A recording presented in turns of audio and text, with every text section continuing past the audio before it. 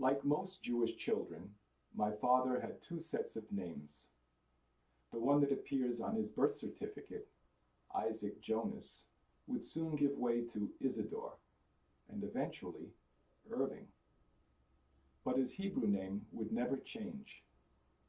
At his Brit Milah, the circumcision ceremony 8 days after he was born, my father was given the name Yitzchak Yonah, or to be more precise, Yitzchak Yonah ben Yehuda Yosef. In English, it means Isaac Jonah, son of Judah Joseph. Yehuda Yosef, my grandfather, took the name Louis when he came to America in 1899. The only time I heard my grandfather referred to by his Hebrew name was in synagogue, when my father received an aliyah, the honor of reciting a blessing before a passage from the Torah was read aloud. The cantor would ask my father for his Hebrew name, which he would then announce to the entire congregation. Yitzchak Yonah ben Yehuda Yosef. It seems strange that to this day, my father's Hebrew name rolls off my tongue, almost as if I had used it every day while he was alive.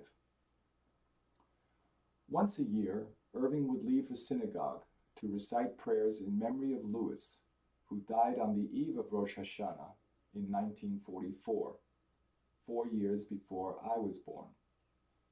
My father performed this annual ritual alone. When he returned home from synagogue, the family would sit down to an elaborate dinner to welcome in the new year. Not once did my father ever take the occasion to talk about Louis, for whom he had just lit a memorial candle that would burn for the next 24 hours. In fact, my father almost never spoke to his children about either of his parents. No stories about their lives in Eastern Europe, no stories about their passage to America, which in my grandmother's case included several years in London. No stories about their early struggles on the Lower East Side of Manhattan. No trips to Auburn, where they raised 3 children. And no visits to Far Rockaway, where they lived out the rest of their lives. From all accounts, my father had a close and loving relationship with both of his parents. Why then did he fail to pass on almost any detail about their lives to his own family? I suppose it was because my father was a practical man who saw little value in the past. His focus was firmly on the present or the future. There was little room in my father's heart for sentiment or nostalgia. So knowledge about my grandparents, Louis and Bertha Bader, was almost non-existent.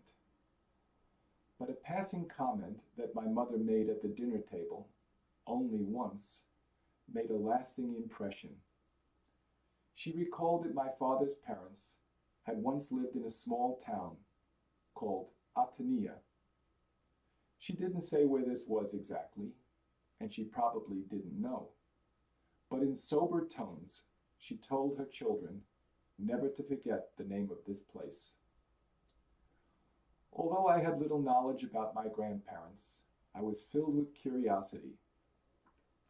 What possessed 2 young people, barely out of their teens, to leave the country of their birth, their family and friends, for a place where they didn't even speak the language?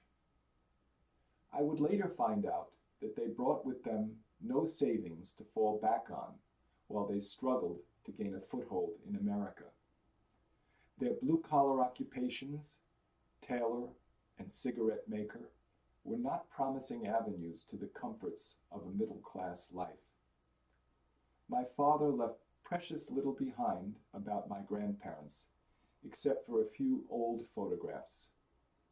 One showed a picture of Louis and Bertha, around the time of their marriage, looking straight on at the camera, well-dressed but unsmiling.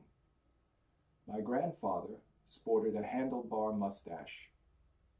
My grandmother was wearing a high, a black dress with a high Victorian collar. Their serious pose was typical for studio photography at the turn of the century. But it suggests the daunting challenges the young immigrant couple faced in the teeming environment of the Lower East Side. Another photograph from around 1920 shows my grandparents standing beside my father, who was perched on a tree between them. Irving and Bertha both showed the hint of a smile, as Louis looked on sternly. All three were very well dressed in their winter overcoats and hats. But that was pretty much it as far as information about my grandparents was concerned. My quest to uncover details about Louis and Bertha began in the late 1990s, before the internet became popular. I went to the New York Public Library on Fifth Avenue and to a branch of the National Archives on Varick Street in Lower Manhattan in search of some basic facts. Where did my grandparents come from? When did they arrive in America? Where did they live when they got here? How did they make a living?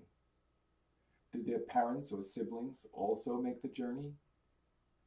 Did they ever become citizens? Eventually, I came across an image from the 1920 federal census that fired my imagination. There it was, plain as day. Louis and Bertha Bader, then in their late 30s, were living at 9 72nd Street in Auburn Village, Queens, with their daughter Pearl, aged 13, son Nathan, aged 12, and son Isidore, as my father was then known, age 4. Further to the right, it stated that both of my parents were from Austria, and that my grandfather was a manufacturer of cloaks and suits. This was the beginning of my search that has lasted nearly 20 years.